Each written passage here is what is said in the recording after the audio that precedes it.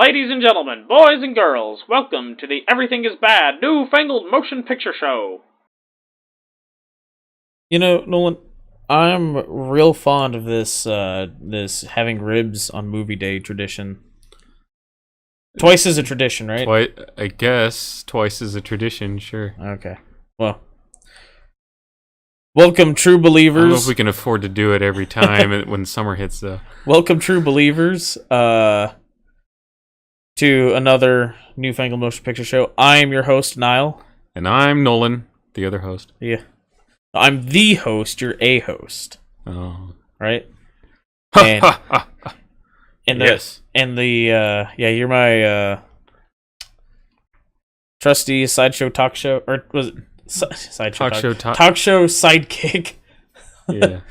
Anyway, the reason I'm referring to the audience as true believers is because we're reviewing the latest, certainly not greatest Marvel movie, Captain Marvel, which it might be the most Marvel-y Marvel movie because it's Captain Marvel. Yeah, there's a lot of Marvel going on. Quite marvelous. Yeah. Anyway, so we're gonna do a spoiler-free review because there's a pretty big spoiler in this one actually, which is unusual for a Marvel movie.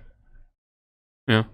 There's a pretty big spoiler, like what, 2/3 of the way through, maybe something like that, and then we'll be giving you a spoiler warning and going more in depth into it after that, which is what we do. So. Without further ado, this is an okay movie. Yeah, I enjoyed it, but it's certainly not the best Marvel movie, nor is it the worst. It just sort of sits there in the middle for me. Yeah. So it's like I said, it's pretty alright. There are some things I'll get more in depth into very specific issues I had with the movie, but there were some things where it was just sort of like, yeah, okay, we get it. It's the 90s. Yeah, I mean, it's set in 1995. Yeah. And now, one of the things that you might see a lot going around the internet is that this is just all SJW, like super feminist thing. That is not the case at all. No, and that's all. And I mentioned either like straight up lies or just things blown out of proportion. And I mentioned really like to you afterward that I think the trailers were edited poorly for this movie. Yeah, because the trailers made it look like not even all the trailers, but some of the trailers made it look like the, girl power overcoming the male dominated whatever was going to be real heavy handed and that stuff. Was like not really even. Yeah, barely. It was barely. There was some mention of it in that, like it wasn't even so much like you can't do this because you're a woman. It's you specifically can't do this. Yeah, not because you're a woman. Not you're a woman and therefore you can't do this. It was no, you, Carol Danvers, cannot do this. Right. The closest you get is that this is the 90s, and in the Air Force, female pilots were not allowed combat roles. Yeah, they weren't flying combat missions. They weren't flying combat missions. They still fly the fighter craft, but they weren't flying combat missions. Where that was the closest that was mentioned at one point. Yeah. And then at that point it was like 1989. It wasn't even the 90s yet. Right. That got mentioned. And so that's the only thing that really came up remotely in regards to that. Well, one particular guy in a flashback was being a jerk. Yeah, but it's not like, oh, the Air Force is a system that's keeping. It was more like down. This one guy's being an asshole. Yeah, it was kind of like a sexual harassment thing going on there. Yeah, it was just very quick in a flashback. Blink and you miss it almost. So really, there's not a whole lot of that kind of stuff going on in the movie. So you just watch the movie, and basically everyone treats her as, as an equal, or like the position that she deserves. Yeah, based on what they know of her. The guy who's her boss in the Kree collective or whatever is, superior to her. Treats her as a subordinate because he's her boss, but still shows her respect. Yeah. And yeah, so it's not like anyone's no one is disrespecting her for being a woman in the movie. So yeah, big surprise. The internet trolls are wrong about the movie. Yeah, so yeah, it's not like none of that stuff's in there. Now, with that being said, it's not a great movie. It's not. It's not a bad movie either. Like I said, to me, it kind of sits in the middle of the Captain Marvel stuff. It was better than Ant-Man and the Wasp. Definitely better than Ant-Man and the Wasp. I think it's definitely below Black Panther, below Ant-Man, above Ant-Man and the Wasp. Definitely above the first two Thor movies. But below Thor Ragnarok. Definitely below a lot. Most of Marvel movies are below Thor Ragnarok, though. I would say above Iron Man 3, but below Iron Man 2. But I like Iron Man 2 a lot more than most people like Iron Man 2. Yeah, below the Winter Soldier. Definitely. Winter Soldier was still, I think... That's one of my favorites. One of the best ones. I like that movie Obviously below Endgame. I think below Age of Ultron. I would say maybe like even with Ant-Man. Endgame yet. Maybe slightly below Ant-Man. Endgame is not Endgame. not Infinity War. Infinity War. Well, okay, come on. It's probably below Endgame. But I'm just saying we can't definitively say that without objectively below Endgame.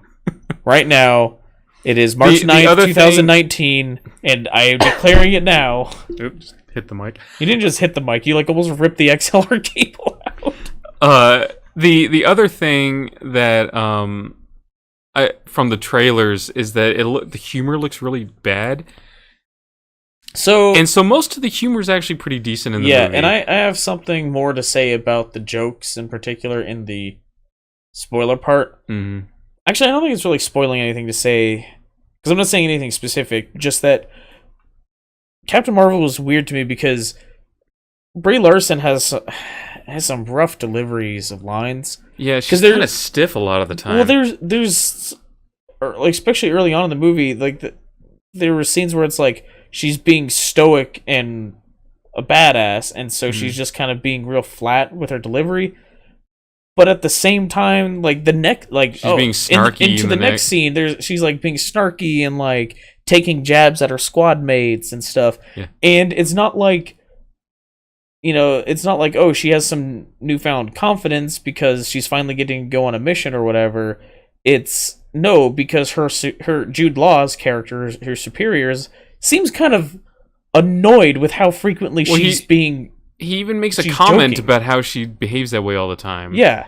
And like he clearly implies that she's like this frequently. So it's not like, oh, she had a change in attitude because of an event in the movie.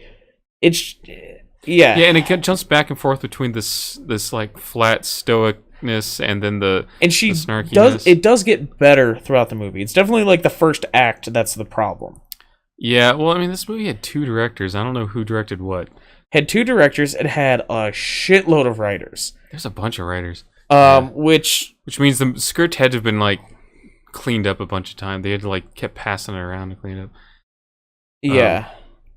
But yeah, I remember from the most recent trailer, I was if this is the level of humor we're dealing with, we got some problems. But it's really not that bad. I was gonna say there are 8 people with writing credits on this movie. Yeah, there's one of those might be the creator of the character, though. Yeah. You have to look at the details behind it. Well, it should say, yeah, story by story by story. There are 3 screenplay writers. Yeah. And then 6 or 5 story by. So really, my biggest problem with the movie is actually Brie Larson. 2 of those writers are the 2 directors, by the way. She does some cool like action scenes, but really like whenever she has to deliver any lines, it just kind of, I don't know. She was pretty flat a lot of the time, and they couldn't decide if she like which personality they wanted her to have, and yeah, I don't know. And I will say this: everyone else in the movie is pretty great. Dude, I think Sam Jackson's having a lot of fun in this movie. Yeah, Sam Jackson just looked like he was having a lot of fun. This is a younger Nick Fury with, I mean, obviously, but he's like both eyes. He has both eyes. He's less less jaded, stuff. He's actually, kind of fun, kind of funny in some parts of it, and they do a really good job of de-aging him. I mean, they've been doing good jobs of de-aging actors for a while now, but I mean, it's come a long way from, I don't know, it was like Ant-Man was like one of the first ones where, I mean, that was even impressive then. You're talking about as far as Marvel goes? Yeah. As far as Marvel goes. Yeah. But yeah, this, I mean, it's like the whole movie. Yeah. So yeah. But yeah, I mean, the rest of the cast, you got Sam Jackson, Ben Mendelsohn, Jude Law, like these are pretty good actors, and they bring back I can never get his name right, Jimon Hansu. Yeah, Jimon Hansu. There's a funny part in that where they're Brie Larson, like Captain Marvel, calls him ugly, and this other character's like, "It's funny because you're objectively handsome." Yeah, thank you. Yeah, so that, like I said, all the character actors I thought were great in this movie. And the thing is, I don't think it's necessarily that Brie Larson is the problem. I think having two directors probably wasn't. And I think part of it was like I said, it's like they couldn't decide the kind of personality they wanted her to have, and so, you kind of like, as far as like the flat delivery on some of it, based on like what we know of the character going into it, it made sense actually. But then to cut between that and then like this like playful snarky one and then back it without any like transition in between, it just felt weird. Yeah. So, but other than that, yeah, I thought the movie was fine. The effects are good, like you expect. Yeah. I mean, poor effects in a Marvel movie at this point would just be unacceptable. Right. But yeah, it was fun. I mean, I enjoyed the movie. Yeah, and there's and you probably don't need to see this movie going into Endgame, I'm gonna guess, because at the end of Infinity War that Nick Fury activates the thing to contact Captain Marvel. They explain what that's all about in this movie, but it's not like her showing up is going to be a surprise or anything. I do think you should see Guardians of the Galaxy before seeing this movie. Yes, you should definitely see Guardians of the Galaxy 1 before seeing this movie. 2 doesn't matter for this, but 1 definitely does. There's several characters from Guardians in this movie, and callbacks to things. This movie has, I'm not going to get into, I'll get into this in the spoiler section, but probably my favorite Stan Lee cameo. Yeah, this was quite possibly the best Stan Lee cameo. I don't think is it a spoiler to say who he's credited as playing? He's credited as playing Stan Lee. Yeah, he's credited as playing Stan Lee. I think it's the only time in a Marvel movie he's credited as playing Stan Lee. Yeah. So this is the second to last one. I think it's confirmed that he does have a cameo in Endgame, and that'll be the last one. Yeah. This was the last one filmed, I think, because I think Endgame was fully filmed before this one wrapped. Wow, really? That's what I had heard. Wow. But they needed to wait to put Endgame out. Yeah. So. Well, I'm also guessing there's a lot of post-production in Endgame. Probably. All those dust effects. Anyway. That's just a particle cannon, right? Yeah. So, yeah, I mean, it's a decent Marvel movie. It kind of sits in the middle for me. Somewhere in the middle of the pack of Marvel movies. If you were, for whatever reason, concerned about these notions of like super hyper feminism, it's not there. I think they did a pretty good job writing a strong female character, if that's also your concern. Like, when I say that the feminism isn't there, it doesn't mean that they like take out a strong female character. It's just they didn't like set him back or anything. no, it didn't set them back or anything. I think they did a good enough job with up there with Wonder Woman and yeah. So it's but it's the sort of level of quality that we sort of come to expect from all the standalone. yeah. Avengers A lot of movies people at this are. I've point. seen a lot of people online saying it's kind of formulaic, and I would agree with that. Yeah. That said, if you're the sort of person who likes to see the Marvel movies, you're not going to be disappointed. I don't think, No. unless you just have some reason really hyped Captain Marvel of all movies up in your head. Maybe you're a Captain Marvel fan. You're a fan of the comics. Yeah. I think if you're a fan of the current Captain Marvel, you won't be disappointed. Yep. So, yeah, spoiler part? Yeah, spoiler warning. So, Stan Lee Oh yeah. is on a train memorizing his lines for Mallrats. Yeah, it's pretty great. Like he's holding the script, says mall rats, and like he like lowers and he's like reading them out loud, and you can hear him like say the lines from the movie, and then like he lowers it to look at Captain Marvel as she walks through the train. And She like smirks at him, and that was just so classic. That was I thought that definitely was, that's my favorite. Great. That's my favorite Stan Lee cameo right there. Yep. And there's also they also inserted him into the opening Marvel when logo it's sequence. Where it would show all the different like.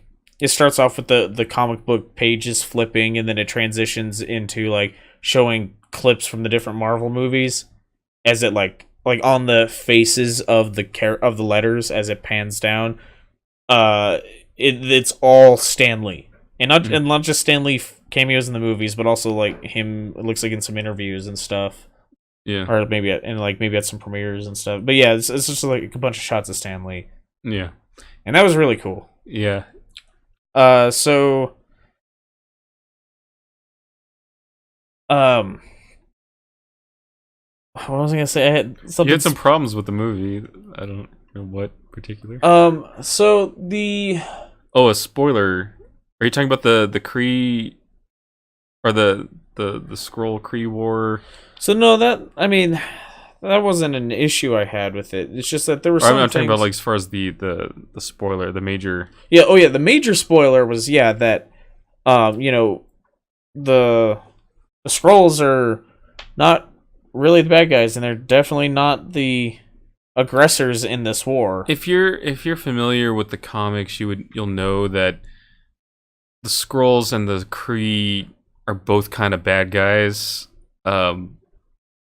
especially from the point of view of Earth. And the Nova Corps. Yeah. So it's not that big a revelation when they reveal that, like, as far as the events going on within this movie, the Kree are actually the bad guys and the Skrull are more on the good side. One thing I did think is kind of interesting when they talk about, like, if, in the beginning of this one part of the movie, they're like, has anyone been to Earth? And like, or they call it C-55. Yeah, whatever letter number designation for the planet. I've been there once. It's a shithole. I'm like, that's the opinion of every alien in the Marvel comic universe. Every alien thinks Earth is a shithole.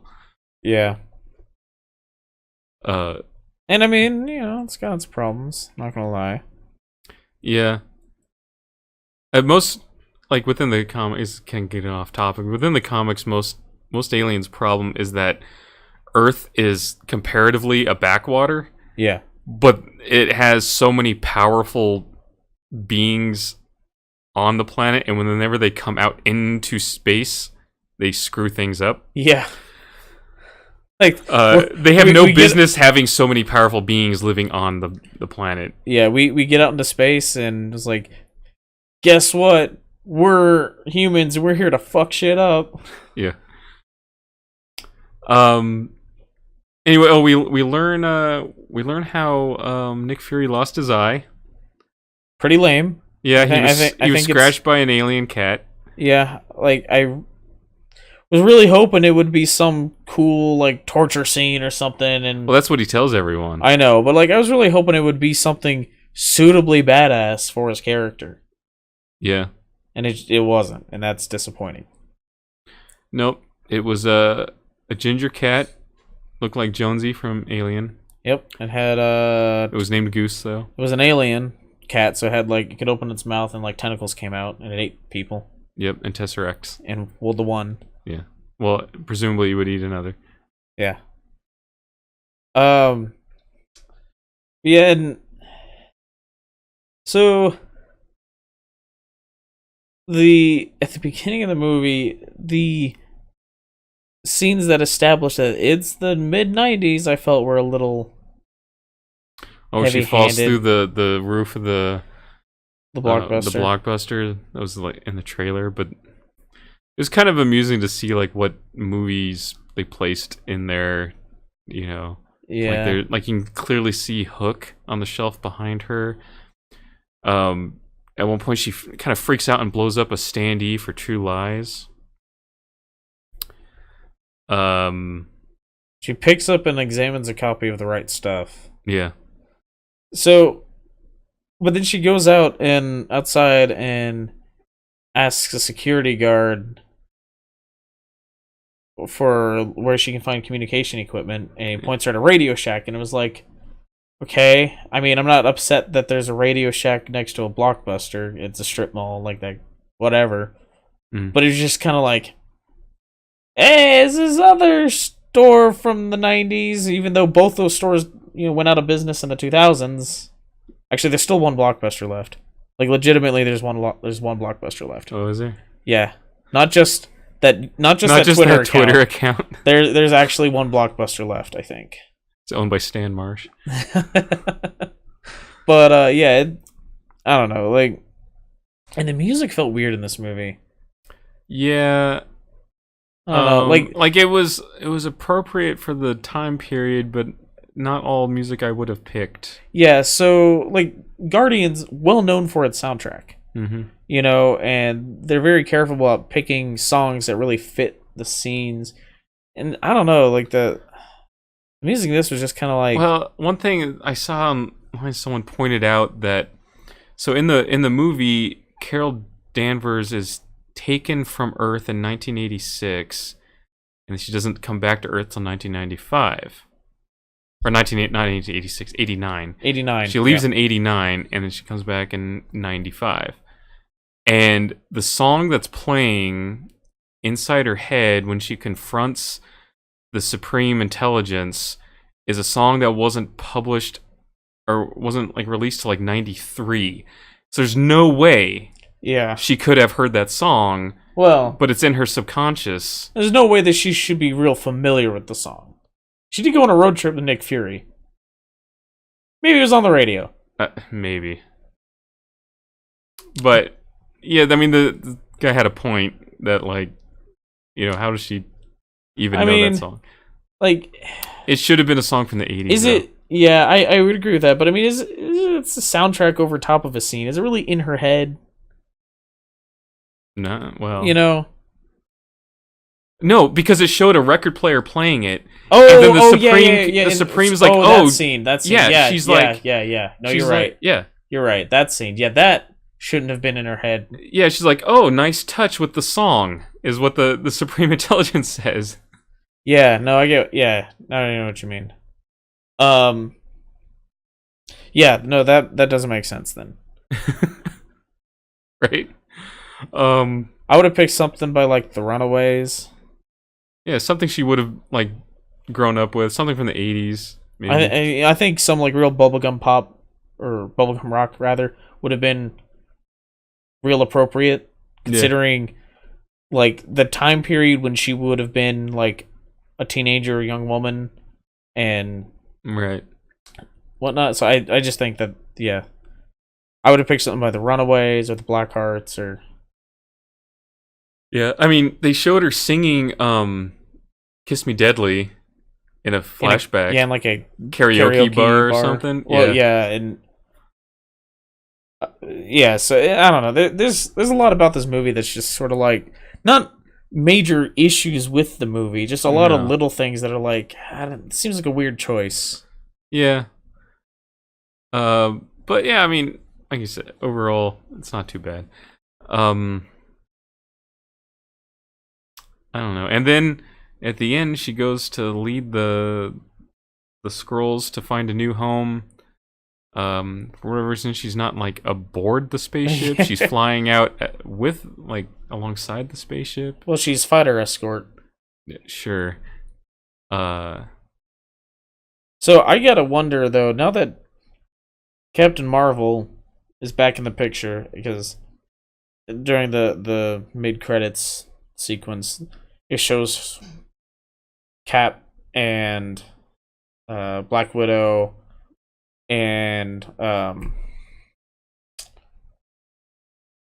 Bruce Banner. Bruce Banner at Avengers HQ, and there's these holograms like on their computers showing like death, like confirmed missing tolls, like counting up for different parts of the world and stuff. And I think Falcon comes in and was like, oh yeah, Falcon was in there. It was like, hey, or no, it was War Machine. Or War Machine. Yeah, Falcon died. Yeah, or Falcon disintegrated. Yeah, it was Brody. Brody comes in and goes, hey, that thing stopped, and it shows the pager that Nick Fury uses at the end of he's Infinity got War he's got this two-way pager that she in modified. the movie that she modified to send a signal to her if he ever needs her to come back. Right, and then they're like, oh, well, get it back up and running. I want to know who's on the other end of that thing. And then they turn around and there she is. And so it's like, okay, so now that she's back in the picture and amongst the active heroes on Earth or whatever, what problem could they possibly present that's a problem for them? Yeah, she's super powerful. Like, she is quite possibly the most powerful character in the Marvel Universe. Yeah, she's like if you took Superman, but you gave him, like, lasers out of his hands. Instead of out of his eyes. Yeah. You just move that laser projector. Although, to be fair, we never confirmed whether or not she is bulletproof. Just laser-proof. Yeah. Definitely laser-proof. Mm-hmm. And we're not exactly sure how strong her super strength is. She's clearly very strong, because she, like, collapses that catwalk during the fight scene on the ship and stuff. Yeah. She's clearly very strong, but we don't know how strong. I mean, Superman could, like, stop a speeding locomotive, or no, stop a speeding bullet, run faster than... He's more powerful than a locomotive. More powerful than a locomotive, that's what it was.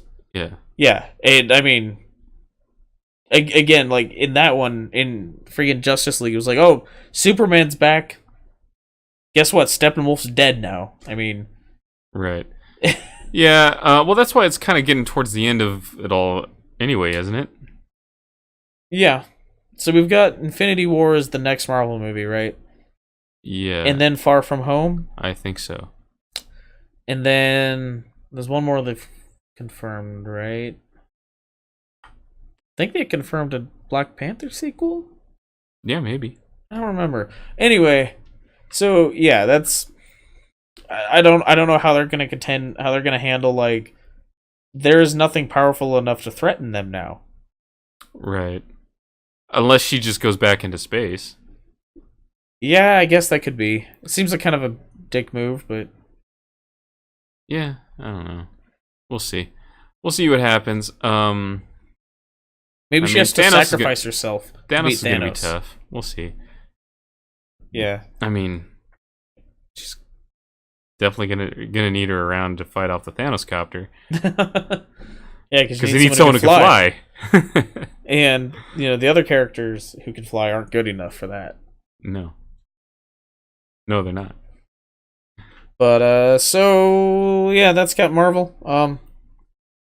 I mean, if... Marvel. If you're... It's 2 words. God.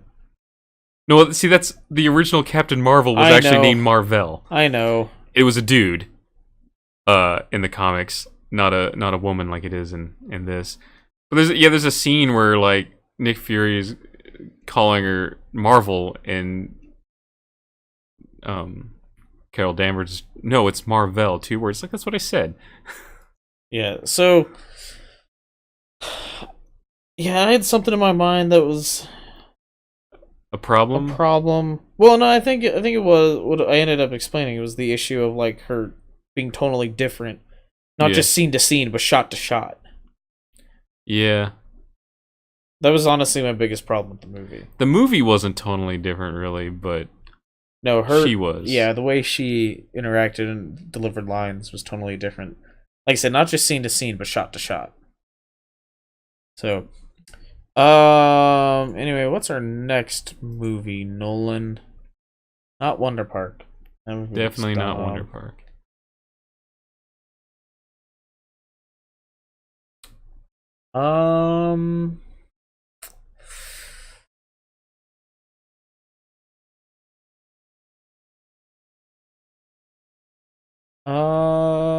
Wow. Yeah, there's not a Nothing whole lot. coming up? Dumbo, I think. Yeah.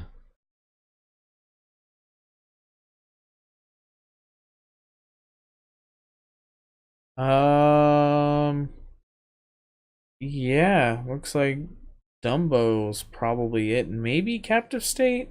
Got John Goodman in it.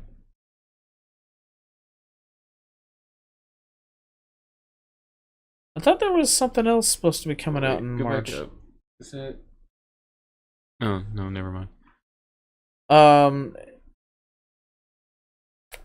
Yeah, it looks like probably Dumbo. Okay. Might be seeing the beach bum. It's got Matthew McConaughey in it. Alright. Yeah, and then beginning of next month is Shazam, the next Captain Marvel movie, Yep. The other Captain Marvel movie this year. which also has Jimon Hansu. Yep, in it. he's in both Captain Marvel movies. How lucky is he? Yeah, so that might. I mean, it looks pretty decent. Looks fun. Looks like the most fun DC movie we've ever had, probably. Yeah, I actually, I kind of looking forward to it. Yeah. Next month is also Hellboy, which I'm gonna call it now. I think that's gonna be a bad movie. I'm more excited for Shazam, actually. Yeah. I mean, we're gonna see Hellboy, but I'm calling it now. I think it's going to be a bad movie. We'll see. Doesn't look like it's going to be as good as the first two. Yeah. Well, and the problem I have is that they were like, "Oh, we're gonna deliver you a darker, more serious Hellboy," And then the trailer doesn't. and then look the like that at trailer all. doesn't look like that at all. But then next month is also Avengers Endgame. Are tickets on sale for that yet? I feel like they should be, right? Don't they usually for the major Avengers movies and Star Wars? Don't they usually go on sale like 2 months out? Yeah. At least. Yeah. Probably. Huh. Just check that out. Yeah. So, but that's what we got coming up. If any of that sounds interesting to you, hit subscribe, hit that alert button or whatever down there. Or don't, whatever. Yeah. Uphill battle against the YouTube algorithm. Who really cares? Yeah. Also check out our other movie reviews. What was the last one we did? It's 2 weeks ago, right? Oh, what was it? It was also while I was cooking ribs. I'm telling you, I should just cook ribs every time we review a movie. Fighting with My Family. Fighting with Family, yeah. Really great movie. Better movie than Captain Marvel. We also, that same weekend, recorded Alita Battle Angel. Also a better movie than Captain Marvel. Yeah. So, go check those out. And check out our other upcoming reviews. And yeah, till next time. Thanks for listening. Bye.